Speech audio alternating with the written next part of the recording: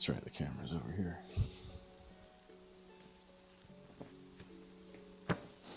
Alright, today's the day. Finally made it to the essay about Thoreau. Just gotta read the one about the Emancipation Proclamation first. It's only a few pages.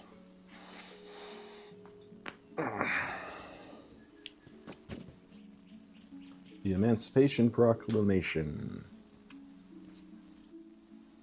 So I'll check if I'm live.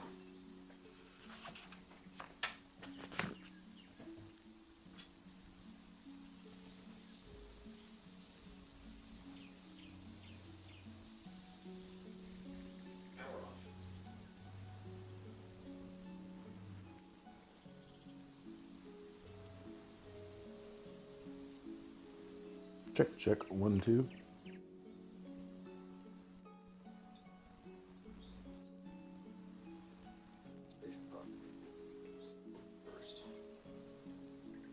All right.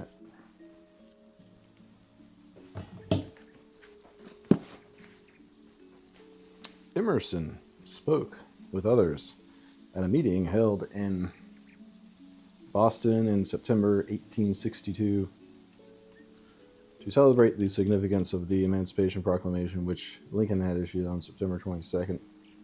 This address was published in the Atlantic Monthly for November 1862. Today, unbind the captive, so only are ye unbound. Lift up people from the dust, trump of their rescue sound. Pay ransom to the owner and fill the bag to the brim. Who is the owner? The slave is owner, and ever was. Pay him. O North, give him beauty for rags, and honor, O South, for his shame. Nevada, coin thy golden crags with freedom's image and name. Up in the dusky race that in darkness long, be swift their feet as antelopes and as behemoth strong. Come east and west and north by races as snowflakes, and carry my purpose, which neither halts nor shakes. My will fulfilled shall be, for in daylight or in dark, my thunderbolt has eyes to see his way home to the mark. The Emancipation Proclamation. In so many arid forms, which, oh man, it's gonna take like 801 to 826. Maybe not too bad. In so many arid forms which states encrust themselves with, once in a century, if so often, a poetic act and record occur.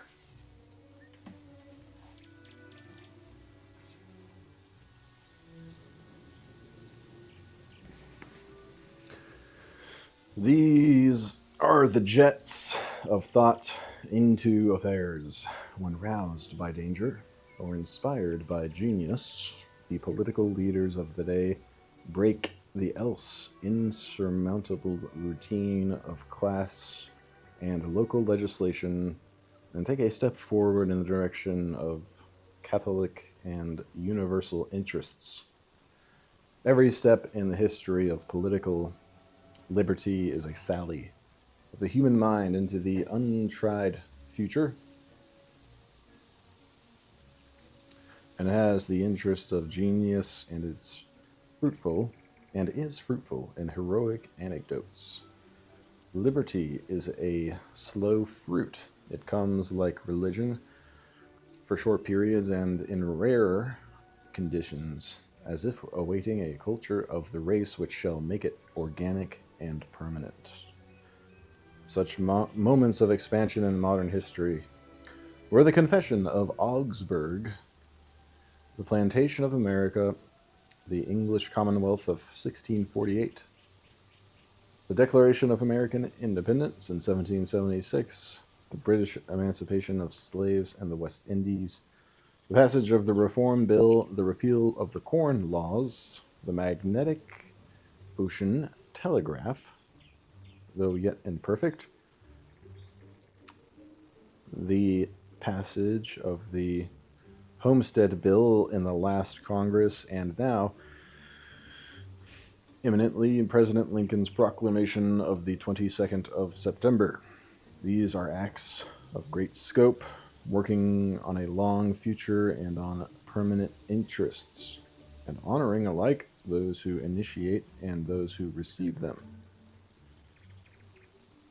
These measures provoke no noisy joy. When did the Civil War start? Is that after or before the proclamation? I actually do not know. I wasn't there. American Civil War.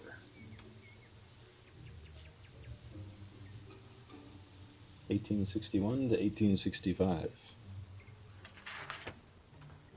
Emerson spoke with others at a meeting held in Boston, September 1862.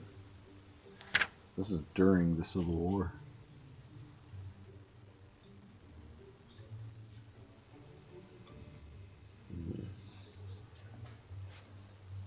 I don't know why they don't mention it.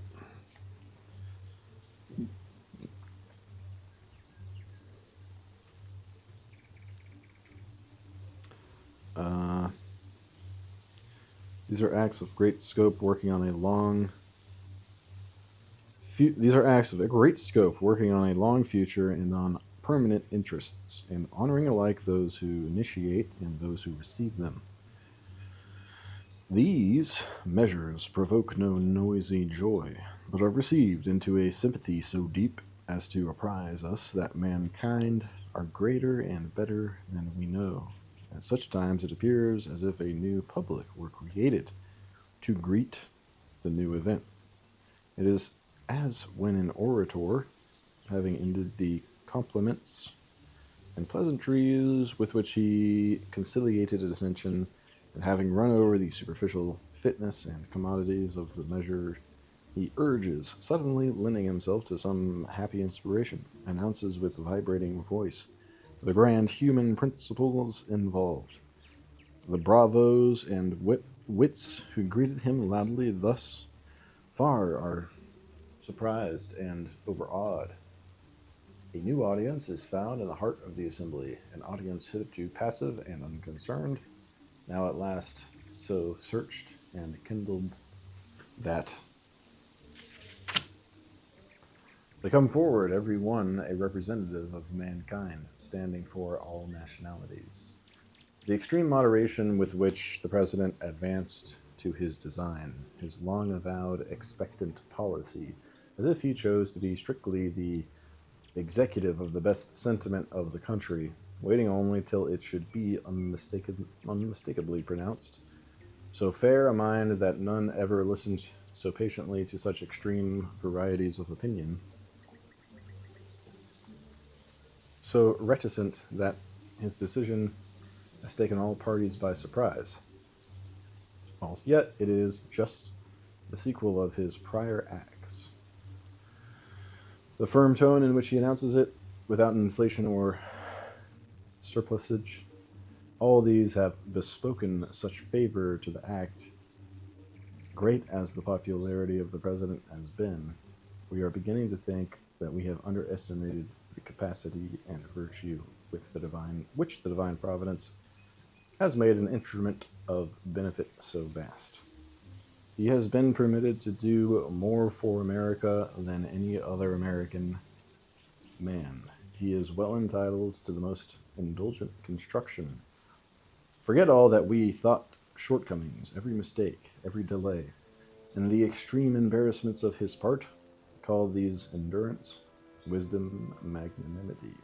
illuminated as they now are by this dazzling success. When we consider the immense opposition that has been neutralized or converted by the progress of the war, for it is not long since the President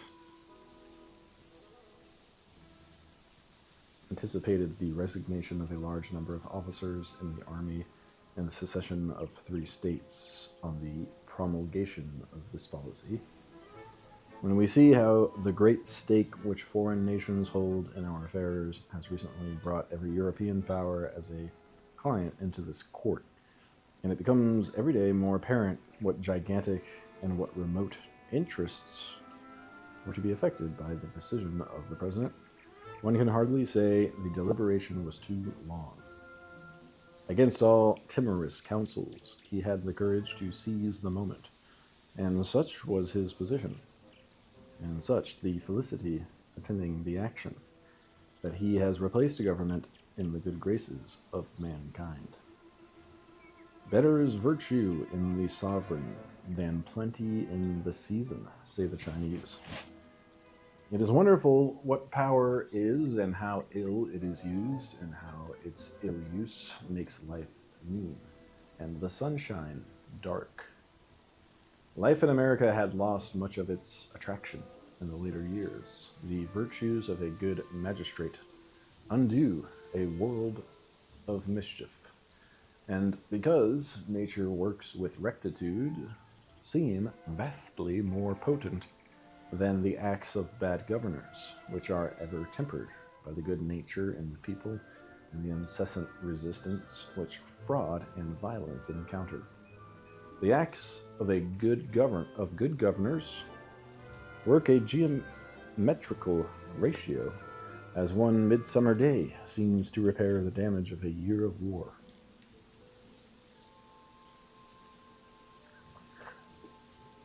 A day which most of us dared not hope to see, an event worth the dreadful war, worth its costs and uncertainties, seems now to be close before us.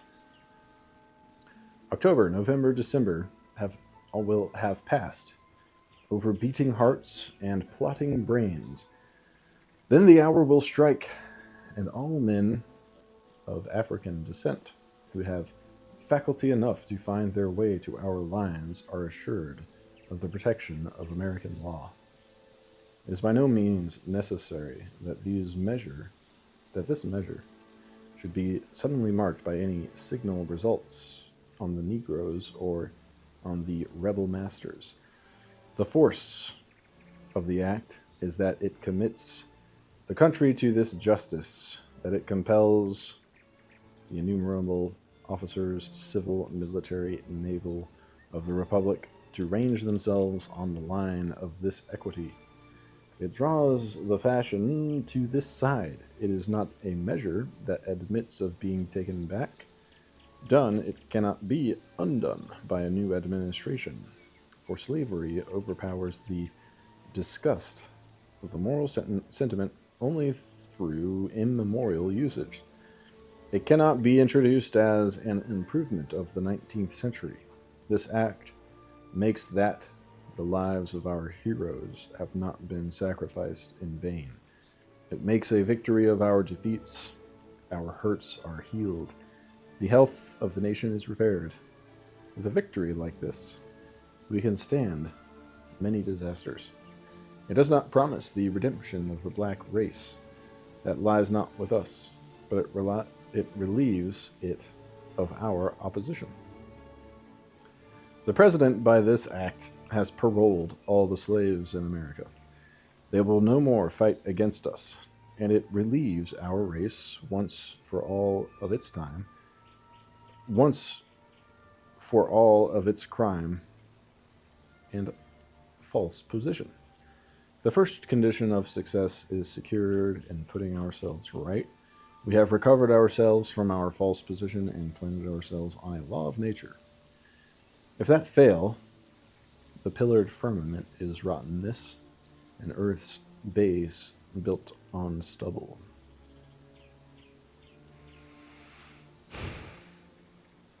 The government has assured itself of the best constituency in the world, every spark of intellect, every virtuous feeling, every religious heart, every man of honor, every poet, every philosopher, the generosity of the cities, the health of the country, the strong arms of the mechanic, the endurance of farmers, the passionate conscience of women, the sympathy of distant nations, all rally to its support.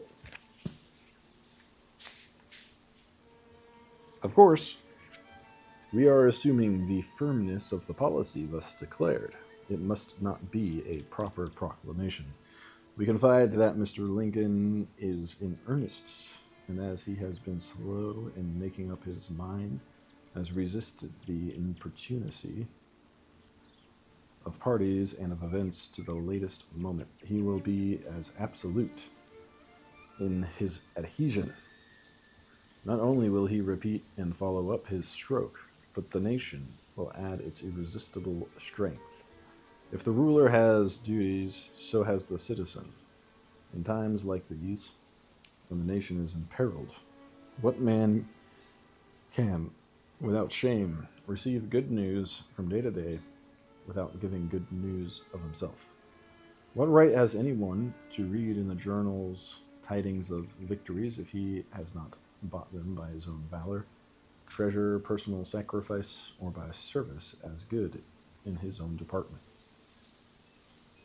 With this blot removed from our national honor, this heavy load lifted off the national heart, we shall not fear henceforward to show our faces among mankind. We shall cease to be hypocrites and pretenders, but what we have styled our free institutions will be such.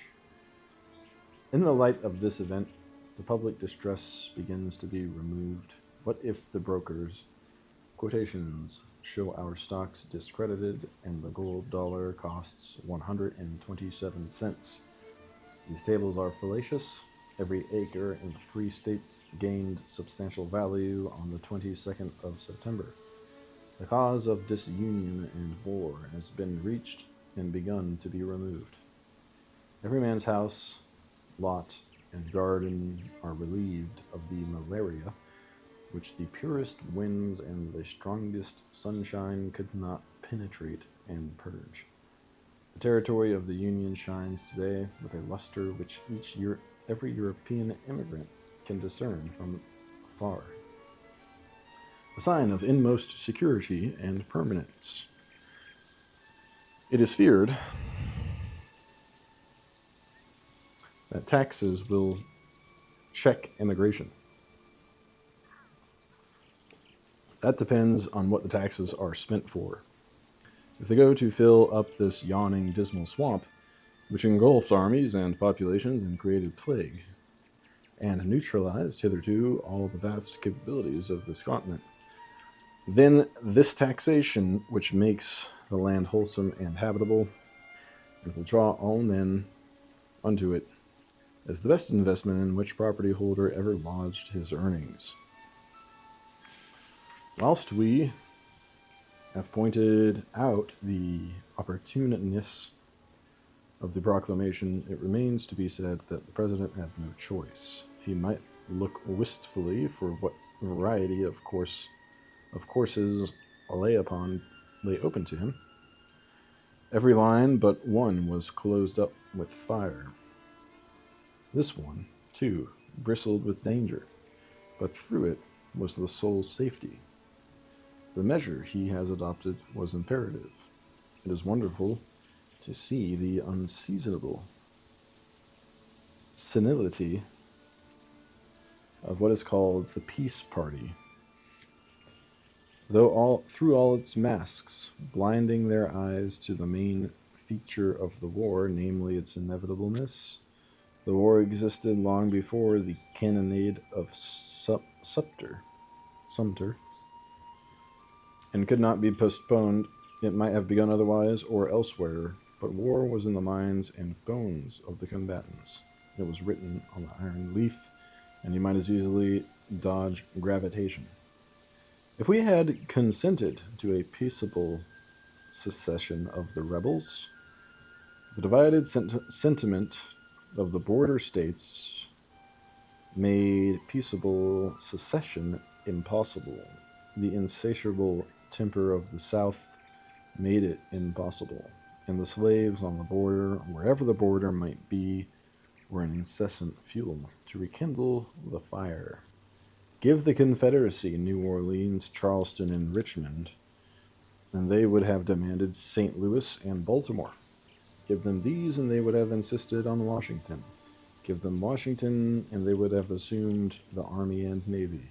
And through these, Philadelphia, New York, and Boston. It looks as if the battlefield would have been at least as large in that event as it is now. The war was formidable, but could not be avoided. The war was and is an immense mischief, but brought with it the immense benefit of drawing a line and rallying the free states to fix it impassively, preventing the whole force of Southern connection and influence throughout the North from distracting every city with endless confusion, detaching that force and reducing it to handfuls, and in the progress of hostilities disinfecting us of our habitual proclivity through the affection of trade and the traditions of the Democratic Party to follow Southern leading.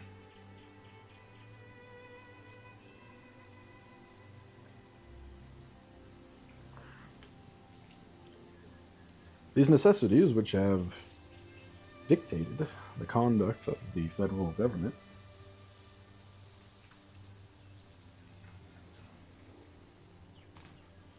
are overlooked, especially by our foreign critics. The popular statement of the opponents of the war abroad is the impossibility of our success. If you could add, say they, to your strength the whole army of England, of France, and of Austria, you could not coerce 8 millions of people to come under this government against their will. This is an odd thing for an Englishman, a Frenchman, or an Austrian to say who remembers Europe of the last 70 years, the condition of Italy until 1859, of Poland since 1793, of France, of French Algiers, of British Ireland, and British India. But granting the truth, rightly read, of the historical aphorism that the people always conquer, it is to be noted that in the southern states the tenure of land and the local laws with slavery give the social system not a democratic but an aristocratic complexion. In those states, as shown every year, a more hostile and aggressive temper, until the instinct of self-preservation forced us into the war. And the aim of the war on our part is indicated by the aim of the President's proclamation, namely to break up the false combination of Southern society, to destroy the piratic feature in it, which makes it our enemy only as it is the enemy of the human race, and so allow its reconstruction on a just and healthful basis. Then new affinities will act, the old repulsion will cease, and the cause of war being removed, nature and trade may be trusted to establish a lasting peace. We think we cannot overstate the wisdom and benefit of this act of the government. The malignant cry of the secession press within the free states and the recent action of the Confederate Congress are decisive as to its efficiency and correctness of aim. Not less so is the silent joy which has greeted it in all generous hearts, and the new hope it has breathed into the world. It was well to delay these steamers at the wharves until this edict could be put on board. It will be an insurance to the ship as it goes plunging through the sea with glad tidings to all people. Happy are the young who find this pestilence cleansed out of the earth, leaving open to them an honest career. Happy the old who see nature purified before they depart, Do not let the dying die. Hold them back to this world until you have charged their ear and heart with this message to other spiritual societies, announcing the amelioration of our planet.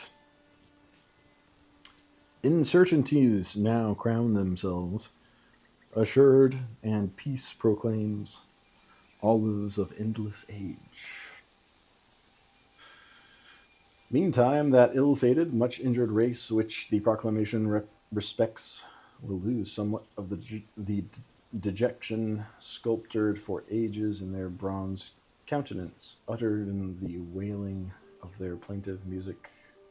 A race naturally benevolent, docile, industrious, and whose very miseries sprang from their great talent for usefulness, which is a more moral age, which in a more moral age will not only defend their independence, but will give them a rank among nations.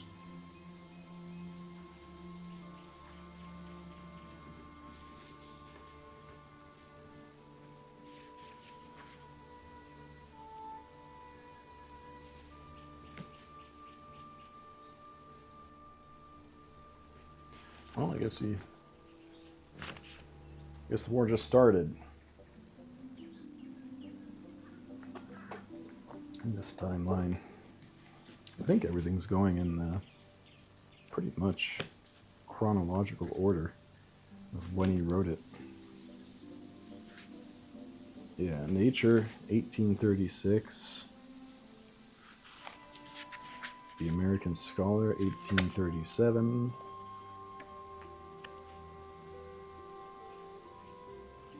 Essays First Series,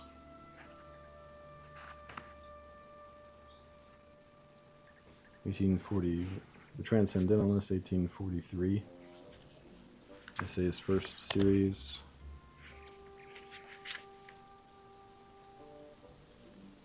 1841. Okay, so around 1841. Essays Second Series,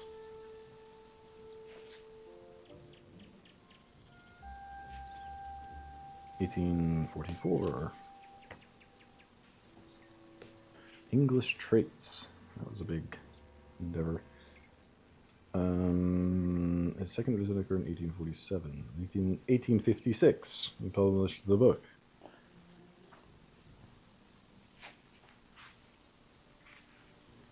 More essays published, I guess. Published in 1870. Most of the chapters were already in existence as lectures, 1858, 1859. Okay. It's kind of around when he wrote it, I guess, is when they're ordering this. Not necessarily when it was published. 1851, 1854, Fugitive Slave Law.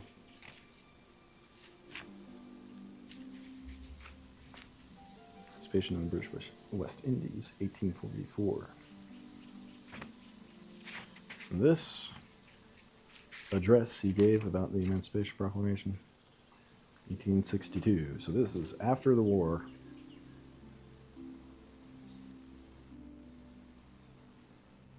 Now, this essay on Thoreau.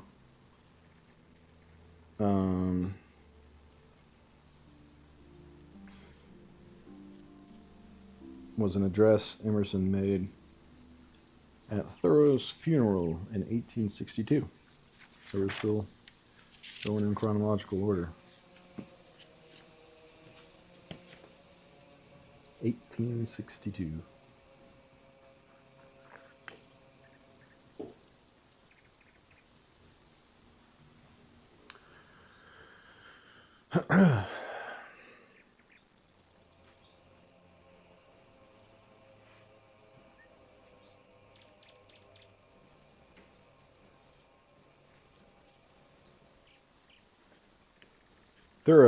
Thoreau and Emerson were neighbors and friends during most of Thoreau's mature years.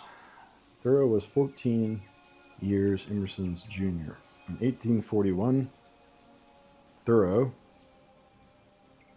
lived in Emerson's home as a member of the family.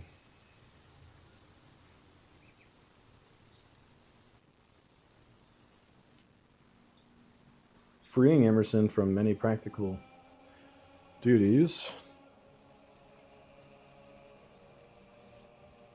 for which he was unfitted, and he lived there again in 1847 to 48 when Emerson was in England.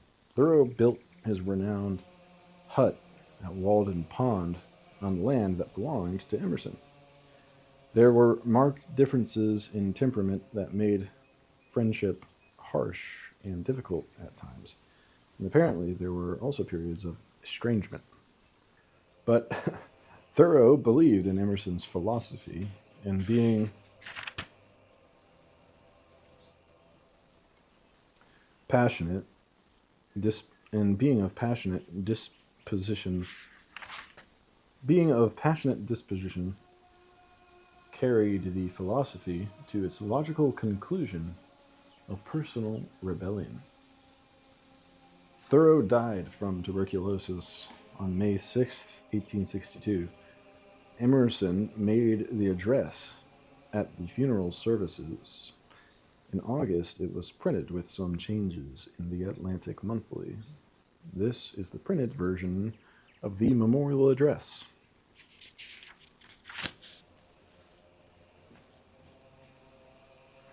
A queen rejoices in her peers, and wary nature knows her own, by court and city, dale and down, and like a lover volunteers, and to her son will treasures more, and more to purpose freely pour. And one would walk than learned men will find with glass in 10 times 10. It seemed as if the breezes brought him, it seemed as if the sparrows taught him, as if by secret sign he knew, where in far fields the orchis grew.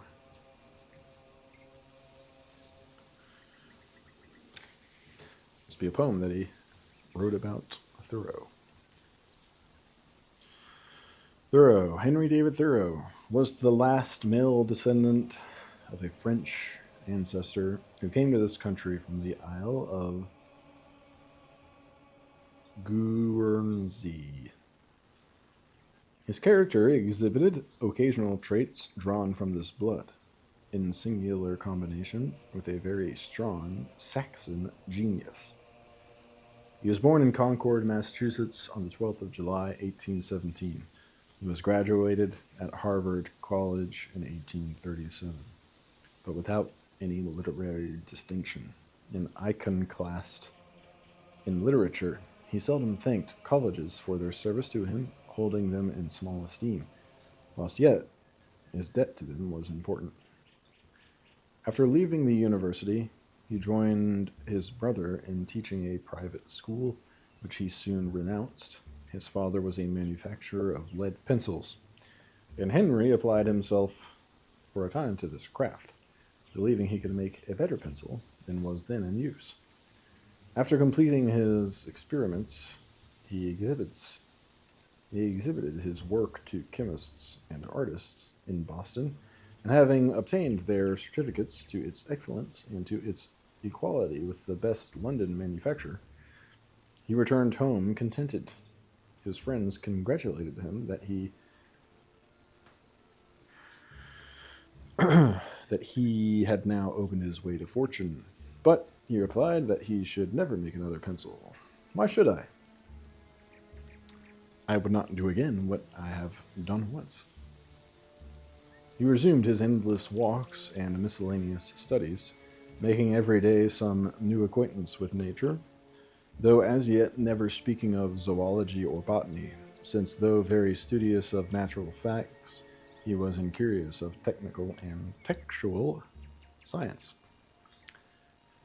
At this time, a strong, healthy youth, fresh from college, whilst all his companions were choosing their profession, were eager to begin some lucrative employment, it was inevitable that his thoughts should be exercised on the same question, and it required rare decision to refuse all the accustomed paths and keep his solitary freedom at the cost of disappointing the natural expectations of his family and friends.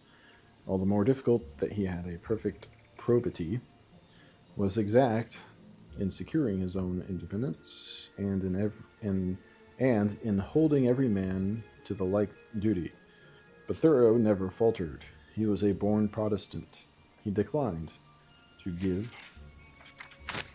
up his large ambition of knowledge and action for any narrow craft of profession, aiming at a much more comprehensive calling,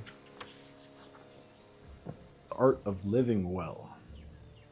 If he slighted and defied the opinions of others, it was only that he was more intent to reconcile his practice with his own belief. Never idle or self-indulgent, he preferred, when he wanted money, earning it by some piece of manual labor agreeable to him, as building a boat or a fence, planting, grafting, surveying, or other short work, to any long engagement. With his hardy habits and few wants, his skill in woodcraft, and his powerful arithmetic, he was very competent to live in any part of the world. It would cost him less time to supply his wants than another. He was therefore secure of his leisure. A natural skill for mensuration, growing out of his mathematical knowledge and his habit of ascertaining the measures and distances of objects which interested him, the size of trees, the depth and extent of ponds and rivers, the height of mountains, and the airline distance of his favorite summits. This and his intimate knowledge of the territory about Concord made him drift into the profession of land surveyor. It had the advantage for him that it led him continually into new and secluded grounds and helped his studies of nature. His accuracy and skill in this work were readily appreciated, and he found all the employment he wanted. He could easily solve the problems of the surveyor, but he was daily beset with graver questions which he manfully confronted. He interrogated every custom and wished to settle all his practice on an ideal foundation. He was a Protestant à outrance, and few lives contain so many renunciations. He was bred to no profession. He never married. He lived alone. He never went to church. He never voted. He refused to pay a tax to the state. He ate no flesh. He drank no wine. He never knew the use of tobacco. And though a naturalist, he used neither trap nor gun. He chose, wisely, no doubt for himself, to be the bachelor of thought and nature. He had no talent for wealth. He knew how to be poor without the least hint of squalor or inelegance. Perhaps he fell into his way of living without forecasting it much, but approved it with later wisdom. I am often reminded, he wrote in his journal, that if I had bestowed on me the wealth of Croesus, my aims must be still the same, and my means essentially the same. He had no temptations to fight against, no appetites, no passions, no taste for elegant trifles. The fine house, dress, the manners and talk of highly cultivated people were all thrown away on him. He much preferred a good Indian, and considered these refinements as impediments to conversation, wishing to meet his companion on the simplest terms. He declined invitations to dinner parties because there each was in everyone's way. And he could not meet the individuals to any purpose. They make their pride, he said, in making their dinner cost much. I make my pride in making my dinner cost little. When asked at table what dish he preferred, He answered, "The nearest." He did not like the taste of wine and never had a vice in his life.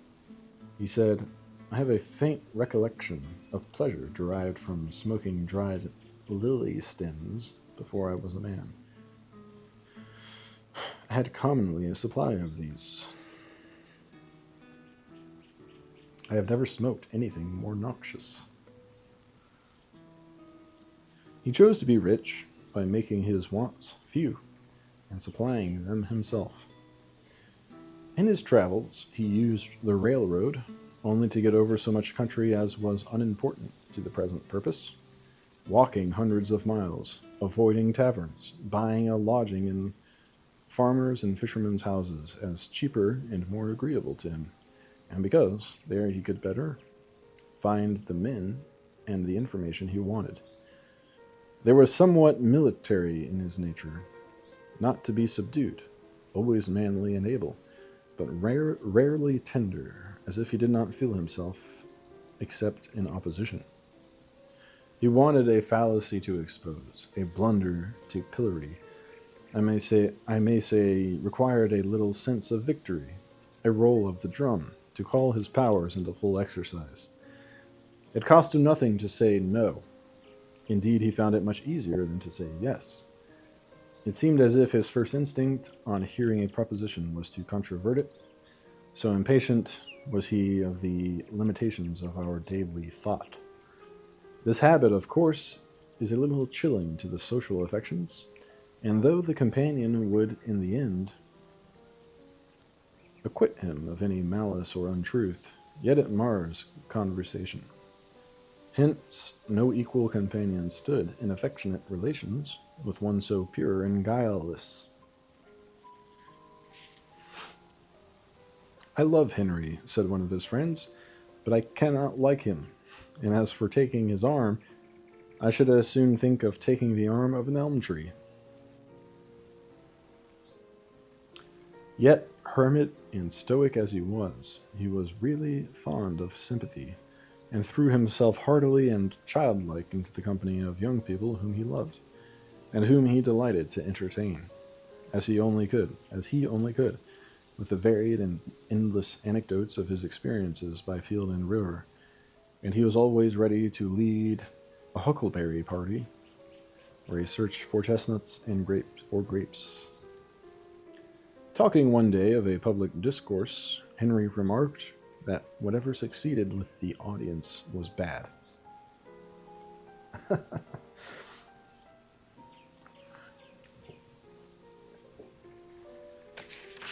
I said, "Who would not like to write something which all can read, like Robinson Crusoe?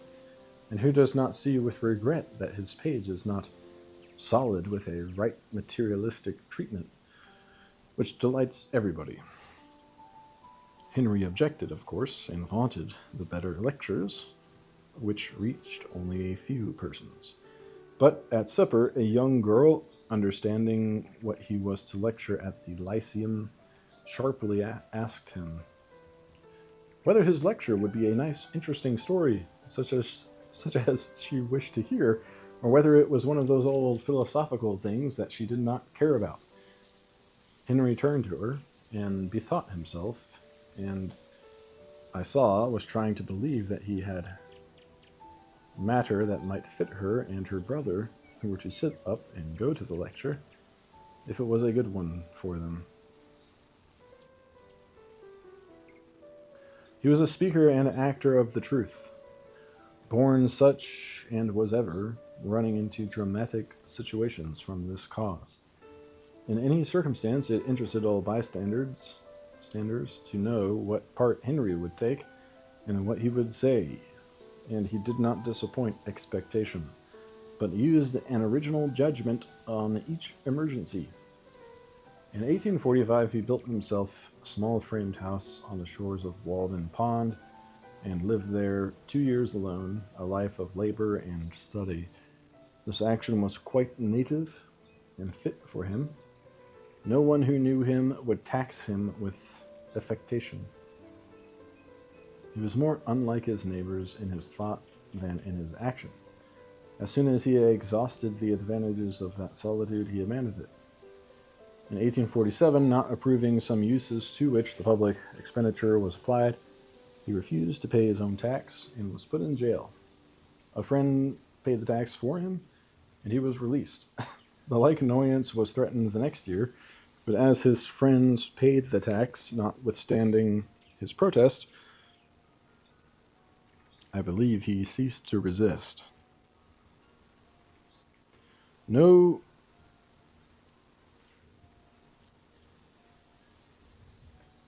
opposition or ridicule had any weight with him. He coldly and fully stated his opinion without affecting to believe that it was the opinion of the company. It was of no consequence if everyone present held the opposite opinion.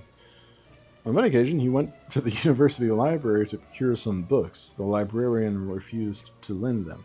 Mr. Thoreau repaired to the president, who stated to him the rules and usages which permitted the loan of books to resident graduates, to clergymen who were alumni, and to some other residents within a circle of 10 miles radius from the college. Mr. Thoreau explained to the president that the railroad had destroyed the old scale of distances. The library was useless. Yes, and president and college useless on the terms of his rules. But the one benefit he owed to the college was its library, that at this moment not only his want of books was imperative, but he wanted a large number of books, and assured him that he, Thoreau, and not the librarian, was the proper custodian of these. In short, the president found the petitioner was so formidable, and the rules getting to look so ridiculous, that he ended by giving him a privilege which in his hands proved unlimited thereafter. No truer American existed than Thoreau. His preference of his country and condition was genuine, and his aversion from English and European manners and tastes almost reached contempt. He listened impatiently to news or bon mots gleaned from London circles, and though he tried to be civil, these anecdotes fatigued him. The men were all imitating each other, and on a small mold. Why can they not live as far apart as possible, and each be a man by himself? What he sought was the most energetic nature, and he wished to go to Oregon, not to London. In every part of Great Britain, he wrote in his diary, are discovered traces of the Romans, their funeral urns, their camps, their roads, their dwellings. But New England, at least, is not based on any Roman ruins. We have not to lay the foundations of our houses on the ashes of a former civilization. But idealist as he was, standing for abolition of slavery,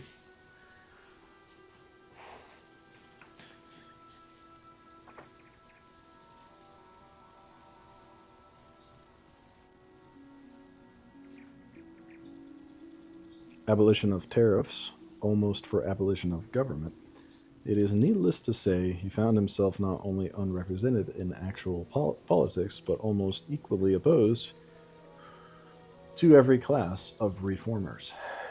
Yet he paid the tribute of his uniform respect to the anti-slavery party, one man whose personal acquaintance he had formed, he honored with exceptional regard. Before the first friendly word had been spoken for Captain John Brown, he sent notices to most houses in Concord that he would speak in a public hall on the condition and character of John Brown on Sunday evening, and invited all people to come. The Republican Committee, the Abolitionist Committee, sent him word that it was premature and not advisable. He replied, I did not send to you for advice, but to announce that I am to speak. The hall was filled at an early hour by people of all parties.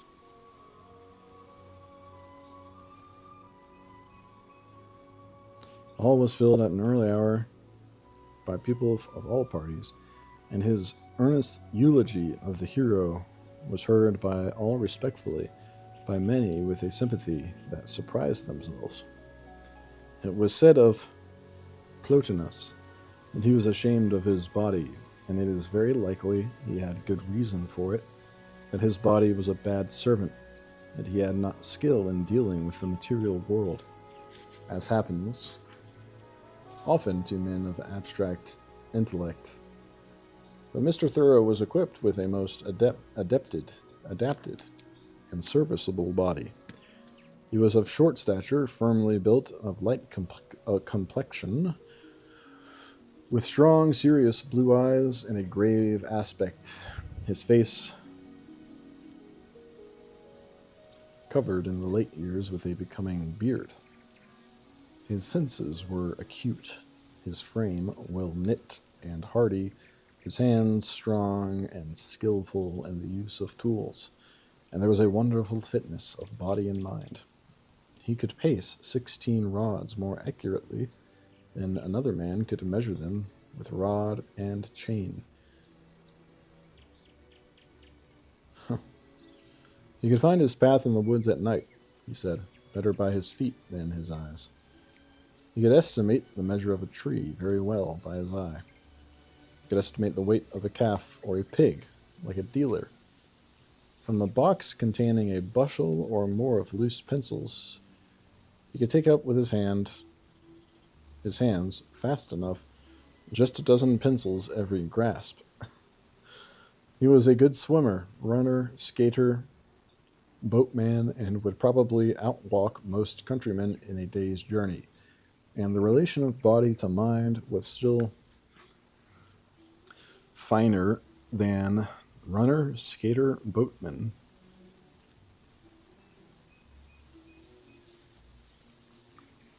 He was a good swimmer, runner, skater, boatman, and would probably outwalk most countrymen in a day's journey. And the relation of body to mind was still finer than we have indicated. He said he wanted every stride his legs made. The length of his walk uniformly made the length of his writing. If shut up in the house, he did not write at all. He had a strong common sense, like that which Rose Flammock, the weaver's daughter in Scott's romance, commands in her father,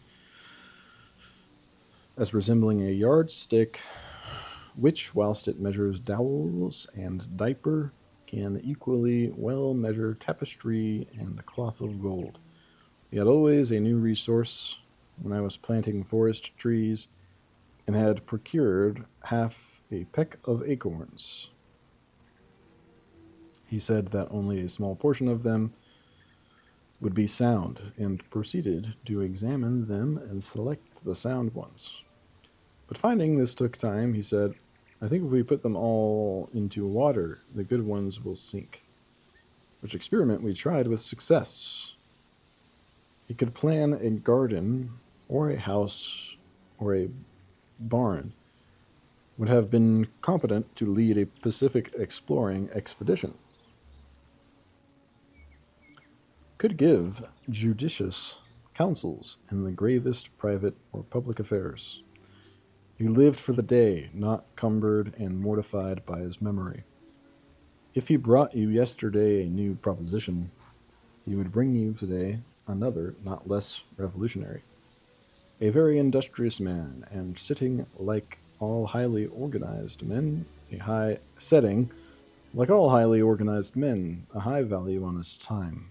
He seemed the only man of leisure in town, always ready for any excursion that promised well, or for conversation prolonged into late hours. His trenchant sense was never stopped by his rules of daily prudence, but was always up to the new occasion. He liked and used the simplest food. Yet,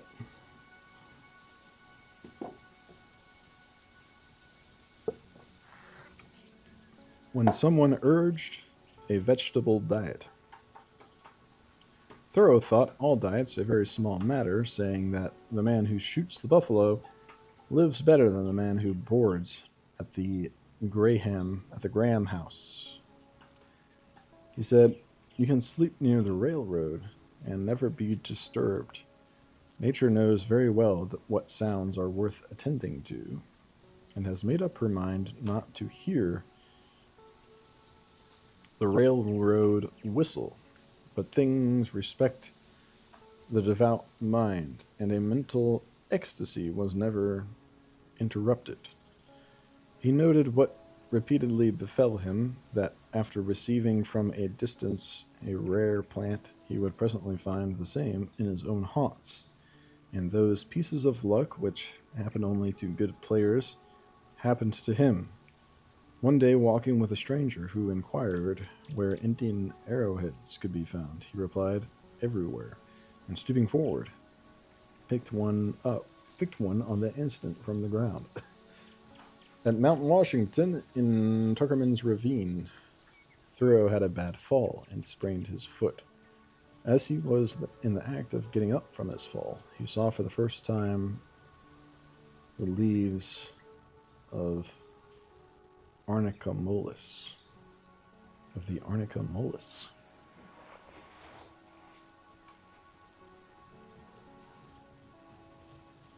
Discovered a new plant.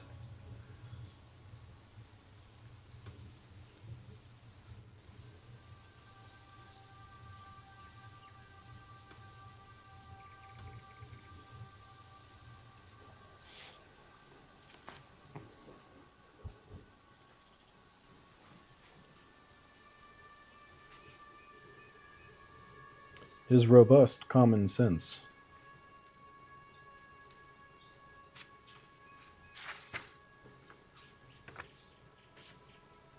Armed with stout hands, keen perceptions, and strong will, cannot yet account for the superiority which shone in his simple and hidden life.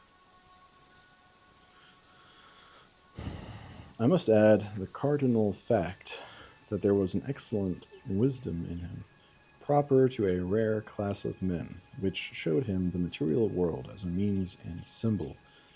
This discovery, which sometimes yields to poets a certain casual and interrupted light, serving for the ornaments of their writing, was in him an unsleeping insight, and whatever faults or obstructions of temperament might cloud it, he was not disobedient to the heavenly vision.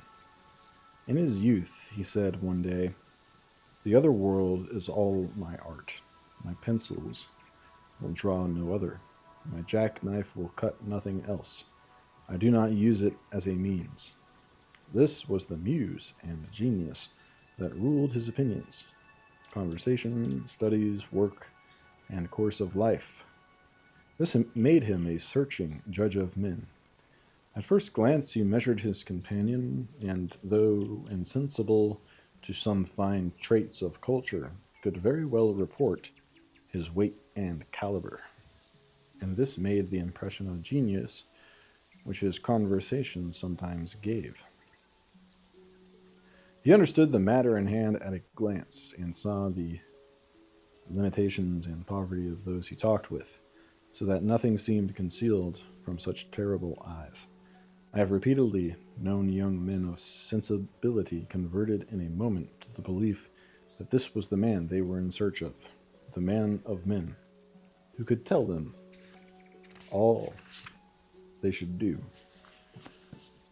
His own dealing with them was never affectionate, but superior, didactic, scorning their petty ways, very slowly conceding, or not conceding at all, the promise of his society at their houses, or even at his own.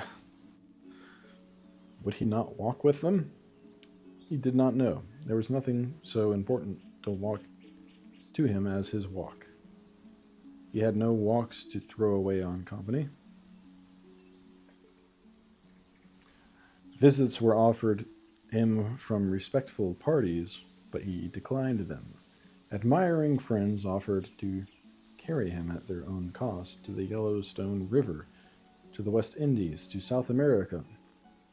But though nothing could be more grave or considered than his refusals, they remind one, in quite new relations of that fop Brummel's reply to the gentleman who offered him his carriage in a shower. But where will you ride, then? And what accusing silences and what searching and irresistible speeches, battering down all defenses, his companions can remember.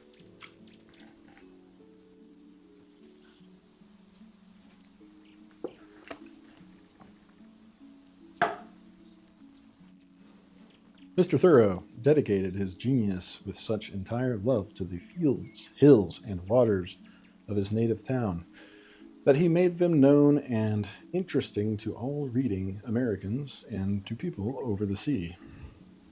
The river, on whose banks he was born and died, he knew from its springs to its confluence with the Merrimack. He had made summer and winter observations on it for many years, and at every hour of the day and night, the result of the recent survey of the Walter Commissioners, appointed by the state of Massachusetts, he had reached by his private experiments several years earlier. Every fact which occurs in the bed, on the banks, or in the air over it, the fishes and their spawning, the nests, their manners, their food, the shadflies which fill the air on a certain evening once a year, and which are snapped at by the fishes so ravenously that many of these die of repletion. The conical heaps of small stones on the river shallows, the huge nests of small fishes, one of which will sometimes overfill a cart. The birds which frequent the stream, heron, duck, sheldrake, loon, osprey, the snake, the muskrat, otter, woodchuck, and fox on the banks, the turtle, frog, hyla, and cricket, which make the banks vocal, were all known to him, and at it, and as it were, townsmen and fellow creatures, so that he felt an absurdity or violence in a narrative of one of these by itself apart, and still more of its dimensions on an inch rule, or in the exhibition of its skeleton, or the specimen of a squirrel, or a bird in brandy. He liked to speak of the manners of the river, as itself a lawful creature, yet with exactness, and always to an observed fact. He knew the river, so the ponds in this region.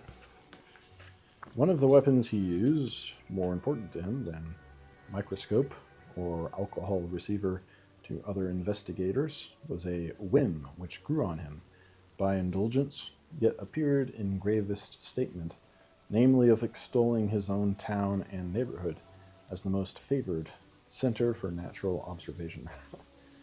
He remarked that the flora of Massachusetts embraced almost all the important plants of America, most of the oaks, most of the willows, the best pines, the ash, the maple, the beech, the nuts. He returned Kane's Arctic voyage to a friend of whom he had borrowed it, with the remark that, quote, most of the phenomena noted might be observed in Concord. He seemed a little envious of the pole for the coincident sunrise and sunset, or 5 minutes day after 6 months, a splendid fact which Andersnuck had never afforded him. He found red snow in one of his walks, and told me that he expected to find yet the Victoria Regia in Concord. He was the attorney of the indigenous plants. He owned to a presence of the weeds to the importance. He owned to a presence of the weeds to the imported plants as of the Indian to the civilized man, and noted with pleasure that the willow bean poles of his neighbor had grown more than his beans.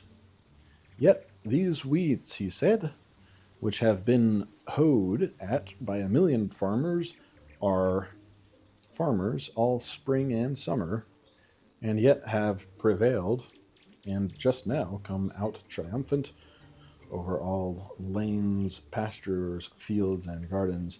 Such is their vigor. We have insulted them with low names, too, as pigweed, wormwood, chickweed, shad blossom. He says they have brave names, too: ambrosia, stellaria, eman- em-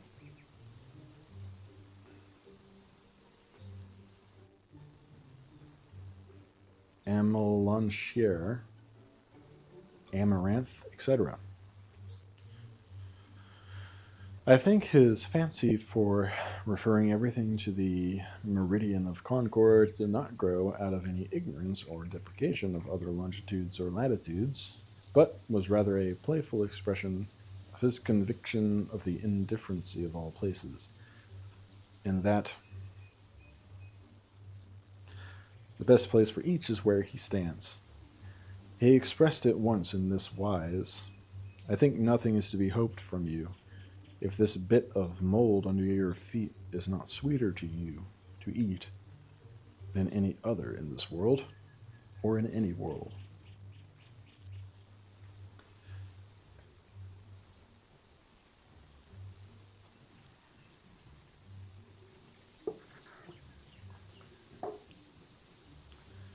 The other weapon with which he conquered all obstacle in science was patience. He knew how to sit immovable, a part of the rock he rested on, until the bird, the reptile, the fish, which had retired from him, should come back and resume its habits. Nay, moved by curiosity, should come to him and watch him. It was a pleasure and a privilege to walk with him. He knew the country like a fox or a bird, and passed through it as freely by paths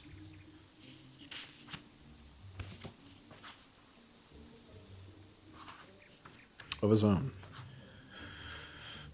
He knew every track in the snow or on the ground, and what creatures had taken this path before him. One must submit abjectly to such a guide, and the reward was great. Under his arm he carried an old music book to press plants. In his pocket his diary and pencil, a spyglass for birds, microscope, jackknife, and twine. He wore a straw hat, stout shoes, strong gray trousers, to brave scrub oaks and smilax, and to climb a tree for a hawk's or a squirrel's nest. He waded into the pool for the water plants, and his strong legs were no insignificant part of his armor. On the day I speak of, he looked for the Menionite, me, Menion, what the fuck, Menionths, detected it across the wide pool, and on examination of the florets, decided that it had been in flower 5 days. He drew out of his breast pocket his diary and read the names of all the plants that should bloom on this day, whereof he kept account as a banker when his notes fall due. The Cypripedium not due till tomorrow.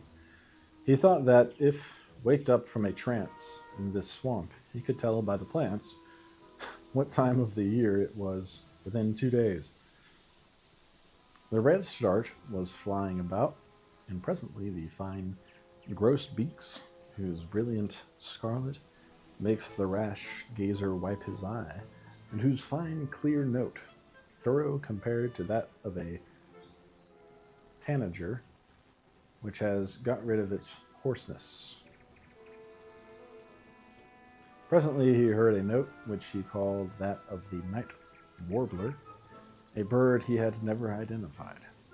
Had been in search of 12 years, which always, when he saw it, was in the act of diving down into a tree or bush, and which it was vain to seek. the only bird which sings indifferently by night and by day. I told him he must beware of finding and booking it, lest life should have nothing more to show him. He said, "What you seek in vain for half your life, one day you come full upon, all the family at dinner. You seek it like a dream, and as soon as you find it, you become its prey."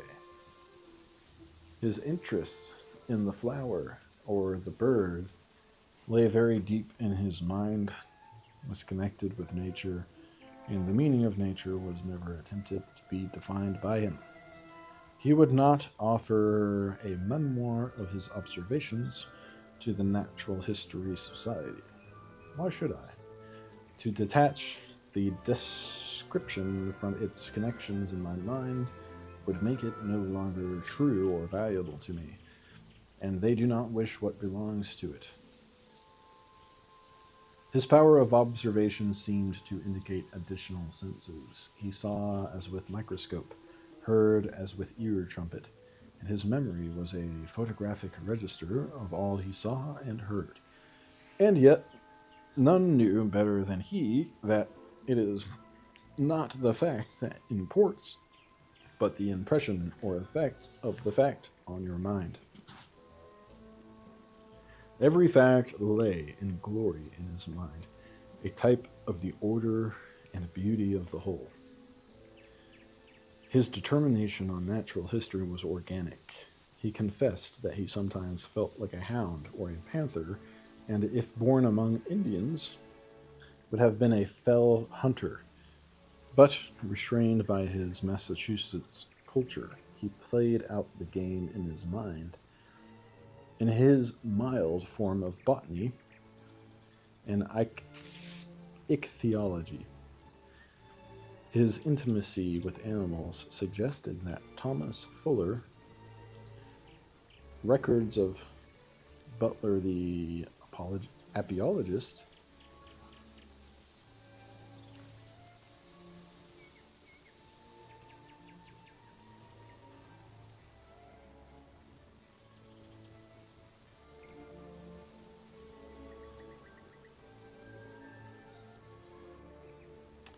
apiologist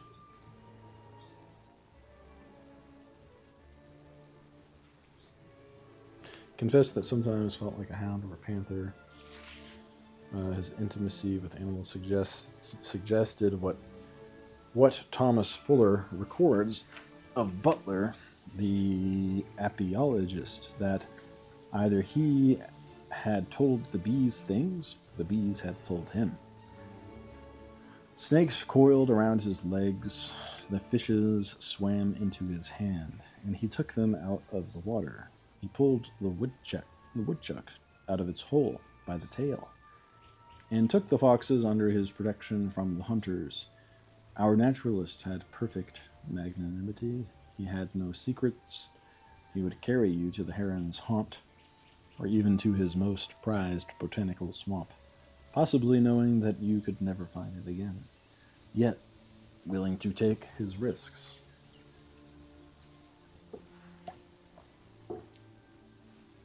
No college ever offered him a diploma or a professor's chair. No academy made him its corresponding secretary, its discoverer, or even its member. Perhaps these learned bodies feared the satire of his presence. Yet, so much knowledge of nature's secret and genius few others possessed, none in a more large and religious synthesis. For not a particle or of respect had he to the opinions of any man or body of men, but homage solely to the truth itself. And as he discovered everywhere among doctors some leaning of courtesy, it discredited them. He grew to be revered and admired by his townsmen, who had at first known him only as an oddity. The farmers who employed him as a surveyor soon discovered his rare accuracy and skill, his knowledge of their lands, of trees, of birds, of Indian remains, and the like. which enabled him to tell every farmer more than he knew about his own before, knew before of his own farm, so that he began to feel a little as if Mr. Thoreau had better rights in his land than he. They felt, too, the superiority of character which addressed all men with a native authority. Indian relics abound in Concord: arrowheads, stone chisels, pestles, and fragments of pottery, and on the river bank large heaps of clamshells and ashes mark spots which the savages frequented. These and every circumstance touching the Indian were important in his eyes. His visits to Maine were chiefly for love of the Indian. He had the satisfaction of seeing the manufacture of the bark canoe, as well as of trying his hand in its management on the rapids. He was inquisitive about the making of the stone arrowhead, and in the last days charged youth setting out for the Rocky Mountains to find an Indian who could tell him that it was well worth a visit to California to learn it. Occasionally, a small party of Penobscot Indians would visit Concord and pitch their tents for a few weeks in summer on the river bank. He failed not to make acquaintance with the best of them, though he well knew that asking questions of Indians is like catechizing beavers and rabbits. In his last visit to Maine, he had great satisfaction from Joseph Polis, an intelligent Indian of Old Town, who was his guide for some weeks. He was equally interested in every natural fact. The depth of his perception found likeness of law throughout nature, and I know not any genius who so swiftly inferred universal law from the single fact. He was no pedant of a department. His eye was open to beauty, and his ear to music. He found these not in rare conditions, but wheresoever he went. He thought the best of music was in single strains, and he found poetic suggestion in the humming of the telegraph wire. His poetry might be bad or good. He no doubt wanted a lyric facility and technical skill, but he had the source of poetry in his spiritual perception. He was a good reader and critic, and his judgment on poetry was to the ground of it. He could not be deceived as to the presence or absence of the poetic element in any composition, and his thirst for this made him negligent and perhaps scornful of superficial graces. He would pass by many delicate rhythms, but he would have detected every live stanza or line in a volume and knew very well where to find an equal poetic charm in prose. He was so enamored of the spiritual beauty that he held all actual written poems in very light esteem in the comparison. He admired Aeschylus and Pindar, but when someone was commending them, he said that Aeschylus and the Greeks, in describing Apollo and Orpheus, had given no song, or no good one. They ought not to have moved trees, but to have chanted to the gods such a hymn as would have sung all their old ideas out of their heads, and new ones in. His own verses are often rude and defective. The gold does not yet run pure. It's drossy and crude.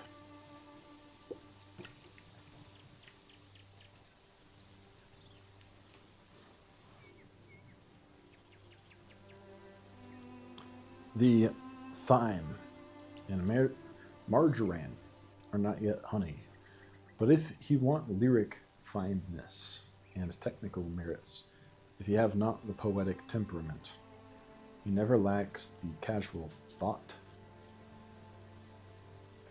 showing that his genius was better than his talent.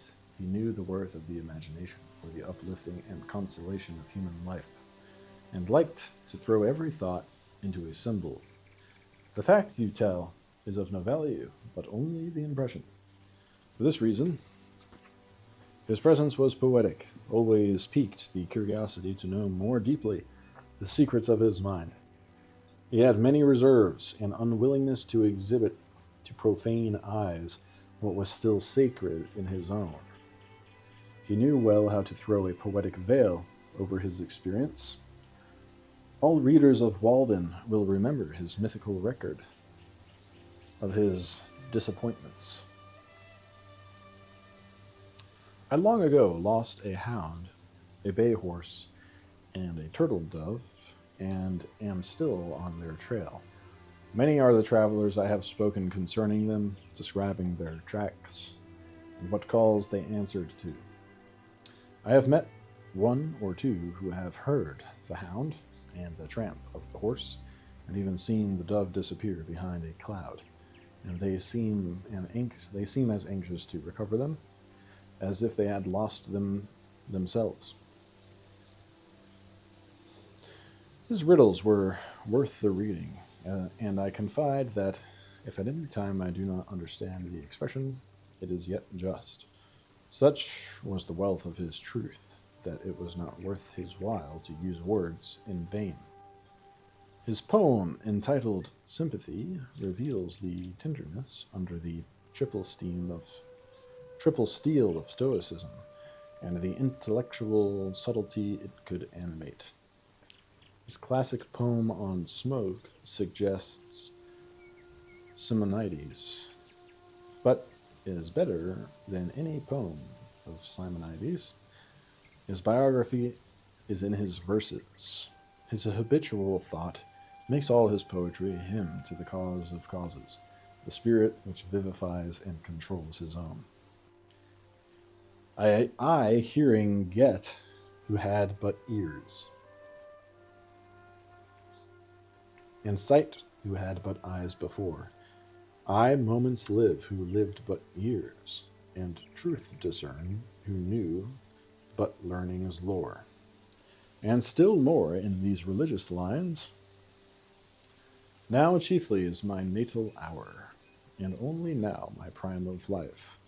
I will not doubt the love untold, which not my worth nor want hath bought, which wooed me young and woos me old, and to this evening hath me brought. Whilst he used in his writings a certain petulance of remark in reference to churches or churchmen, he was a person of a rare, tender, and absolute religion, a person incapable of any profanation by act or by thought.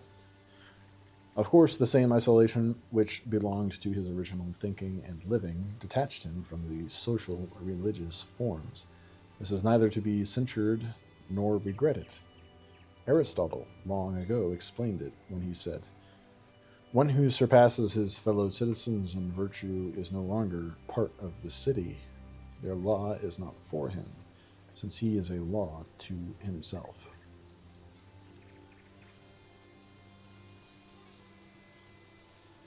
Thoreau was sincerity itself, and might fortify the convictions of prophets and the ethical laws by his holy living. It was an affirmative experience which refused to be set aside. A truth speaker, he, capable of the most deep and strict conversation, a physician to the wounds of any soul, a friend, knowing not only the secret of friendship, but almost worshipped by those few persons who resorted to him as their confessor and prophet, and knew the deep value of his mind and great heart. He thought that without religion or devotion of some kind, nothing great was ever accomplished, and he thought that the bigoted sectarian had better bear this in mind. His virtues, of course, sometimes ran into extremes. It was easy to trace to the inexorable demand on all for exact truth that austerity which made this willing hermit more solitary even than he wished. Himself of a perfect probity, he required not less of others. He had a paltering, he had a disgust at crime, and no worldly success would cover it. He detected paltering as readily in dignified and prosperous persons as in beggars, and with equal scorn. Such dangerous frankness was in his dealing that his admirers called him that terrible Thoreau, as if he spoke when silent and was still present when he had departed.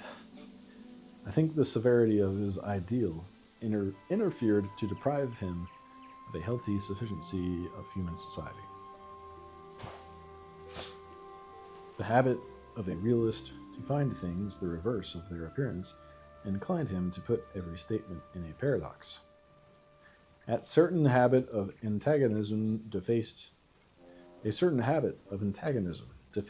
earlier writings. A trick of rhetoric, not quite outgrown in his later, of substituting for the obvious word and thought its diametrical opposite. He praised wild mountains and winter forests for their domestic air. In snow and ice he would find sultriness, and commended the wilderness for resembling Rome and Paris. It was so dry that you might call it wet.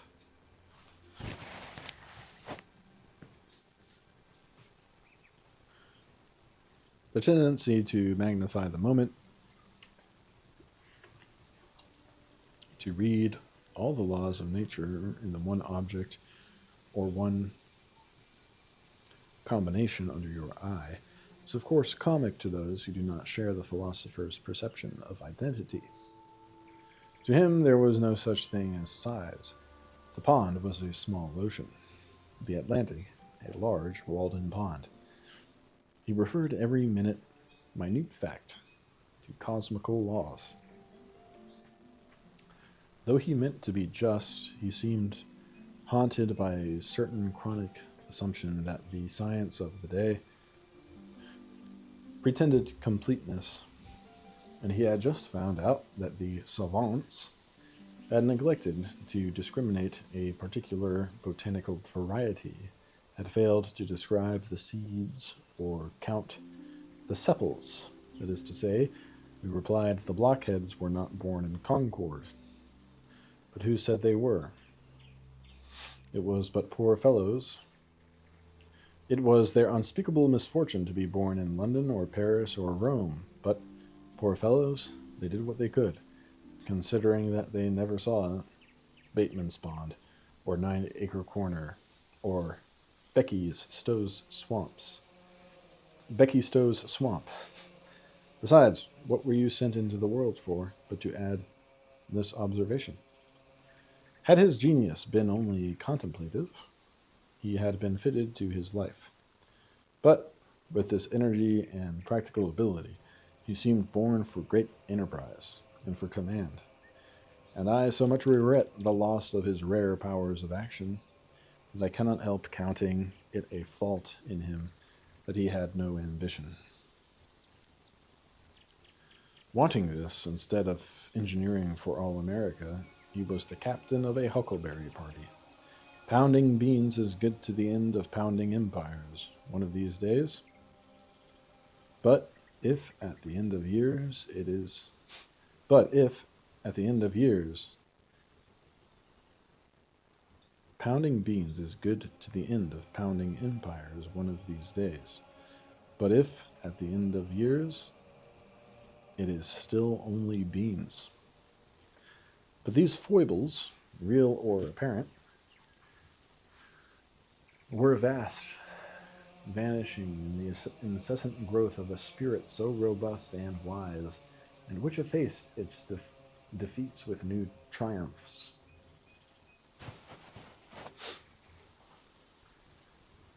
His study of nature was a perpetual ornament to him.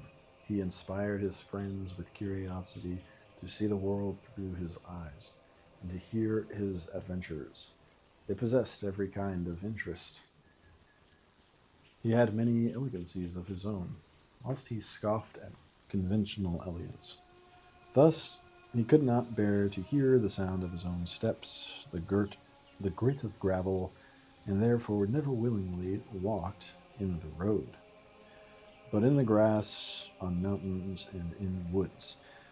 His senses were acute, and he remarked that by night every dwelling house gives out bad air, like a slaughterhouse. He liked the pure fragrance of melilot. He honored certain plants with special regard, and over all the pond lily. Then the gentian and the Nicaea scandens, and life everlasting, and a base tree which he visited every year when it bloomed in the middle of July. He thought the scent a more oracular inquisition than the sight, more oracular and trustworthy. The scent, of course, reveals what is concealed from the other senses. By it, he detached earthiness. He delighted in echoes, and said they were almost the only kind of kindred voices that he heard. He loved nature so well, was so happy in her solitude, that he became very jealous of cities, and the sad work which their refinements and artifices made with man and his dwelling. The axe was always destroying his forest. Thank God, he said, they cannot cut down the clouds. All kinds of figures are drawn on the blue ground with this fibrous white paint. I subjoin a few sentences taken from his unpublished manuscripts, not only as records of his thought and feeling, but for their power and description and literary excellence. Some circumstantial evidence is very strong, as when you find a trout in the milk. The chub is a soft fish and tastes like boiled brown paper salted. The youth gets together his materials to build a bridge to the moon, or perchance a palace or temple on the earth, and at length the middle-aged man concludes to build a wood shed with them.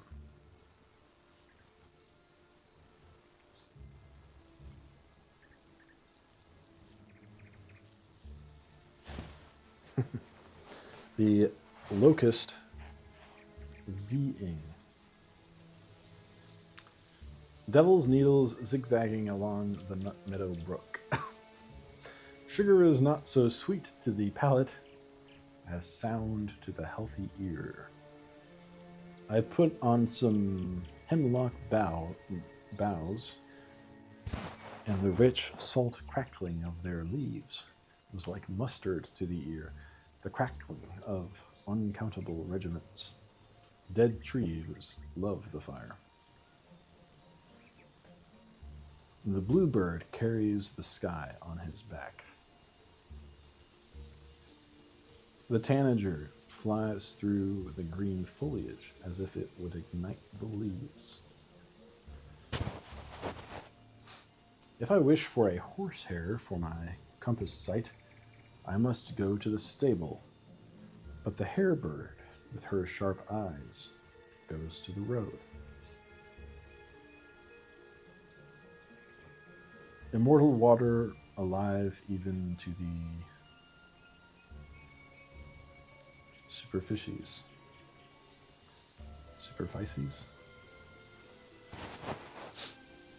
Fire is the most tolerable third party.